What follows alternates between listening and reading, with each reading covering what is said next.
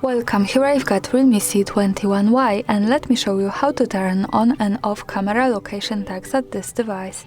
So let's start by tapping on camera button to open it, and for now we are on standard capture mode. From here let's go to right corner button to open camera settings. And now we can find save location option, so it allows us to save the information about the place where we take a picture in the details about it.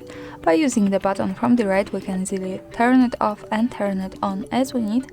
And here also the important thing is that to make it work correctly, when we want to save actual location of our photo, we have to be connected with the internet, for example with Wi-Fi or mobile data, and we have to turn on the location of this device.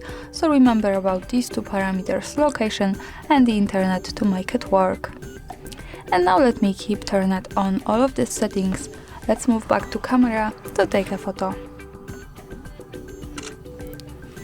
To see it, let's go to left to the button that follows us straight to gallery, and this is my picture. To check its location, we have to simply slide a little bit down.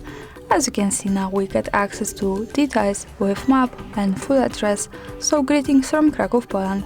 And that's all, thanks for watching, subscribe our channel and leave the thumbs up.